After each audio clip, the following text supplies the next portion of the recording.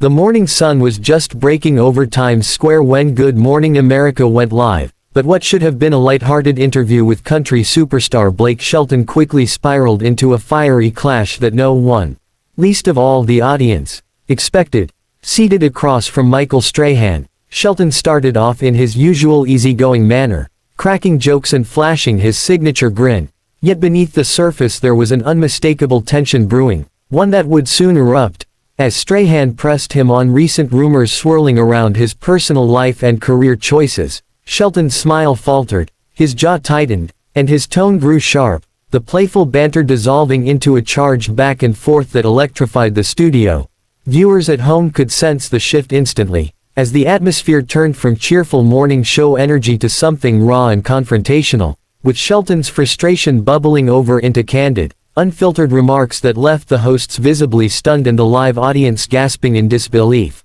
What began as a seemingly routine interview promoting Blake Shelton's latest music project quickly took an unexpected turn when Michael Strahan leaned into questions that many fans and critics had been speculating about for months. Shelton's rumored creative struggles, his relationship with fellow musicians, and whispers that he might be ready to step back from the spotlight. While Strahan maintained his calm, journalistic composure, Shelton's face betrayed his irritation, his folksy charm giving way to a simmering intensity that seemed almost out of character for the usually laid-back country star. And when Strahan pressed further, Shelton snapped back with biting remarks that stunned not only the host but the live audience as well. Gone was the playful, easygoing demeanor fans knew, replaced by a man who was visibly tired of the constant speculation, his voice rising as he declared that he was done being poked and prodded about matters he considered private. The studio grew tense, with co-hosts shifting uncomfortably and producers scrambling behind the cameras,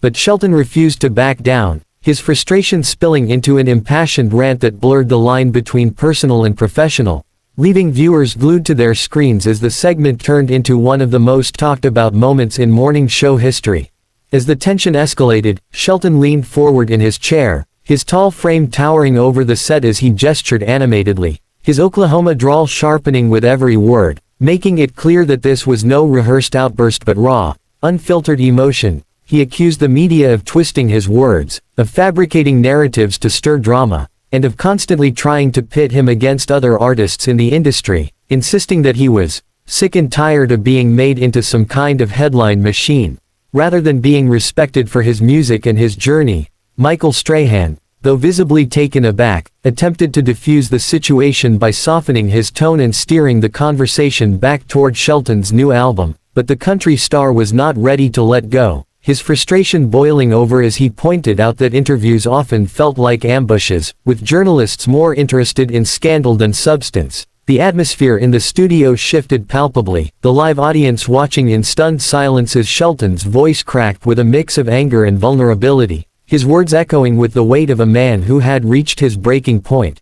And in that moment, the beloved country icon wasn't just defending himself, he was challenging the very machine that had both built and burdened his career, leaving everyone present to wonder if they had just witnessed a defining turning point in his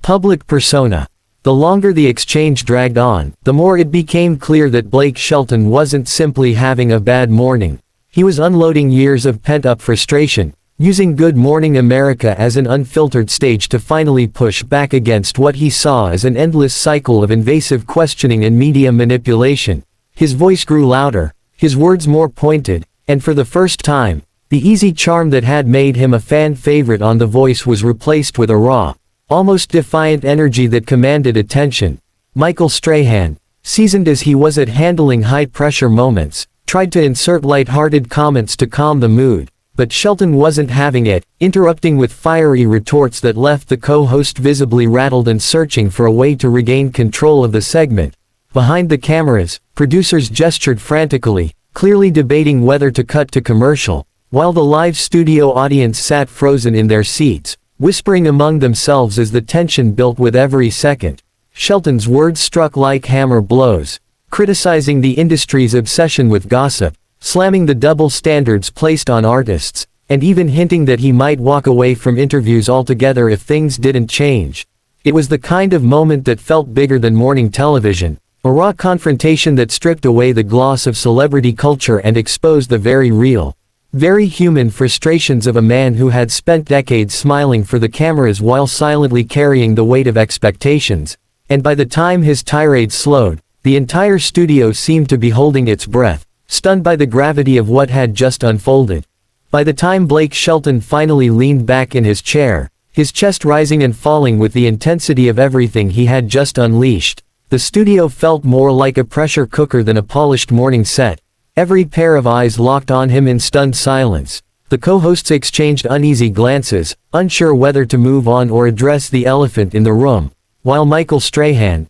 though visibly shaken, managed to steady himself and thank Shelton for speaking his truth, a phrase that did little to diffuse the heavy atmosphere. Shelton, his jaw still clenched, muttered something about being tired of playing the clown for headlines, and made it clear that he wasn't going to apologize for his outburst, his gaze sweeping the audience as if daring anyone to disagree. Some in the crowd clapped nervously, others simply sat frozen, unable to believe they had just witnessed a beloved country superstar break character so publicly, and social media was already exploding with clips and commentary, fans divided between praising his honesty and criticizing his lack of composure. The segment, which had started as lighthearted promotion, had now turned into a viral storm, and as Shelton finally stood to adjust his jacket, muttering that he had said enough for one morning, it became obvious to everyone present that this wasn't just another celebrity outburst, it was a defining moment, one that would follow him long after he walked off that stage, reshaping how the world saw Blake Shelton,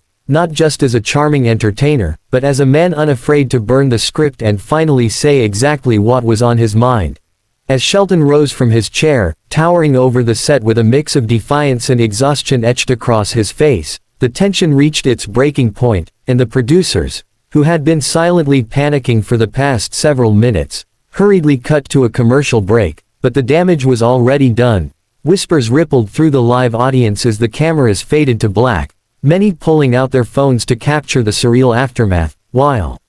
Strahan and the co-hosts exchanged hushed words, clearly shaken by how quickly the interview had spiraled out of control. Shelton, however, appeared unmoved, his boots clicking against the floor as he paced in front of the set, his hands gesturing wildly as he muttered about truth not being welcome on TV, his frustration simmering even off camera. A few crew members cautiously approached, trying to calm him down, but Shelton waved them off, making it clear he wasn't interested in damage control or rehearsed apologies. This was his line in the sand. The scene was chaotic, charged, and oddly historic, as though everyone present knew they had just witnessed something far bigger than a morning show meltdown, something that peeled back the polished veneer of celebrity media and revealed a star who was simply done with playing along. When Shelton finally grabbed his jacket and guitar case and made for the exit, the stunned silence that followed was deafening, broken only by the faint echo of audience members gasping as the realization set in that the moment would not just dominate headlines, it would redefine Blake Shelton's image for years to come.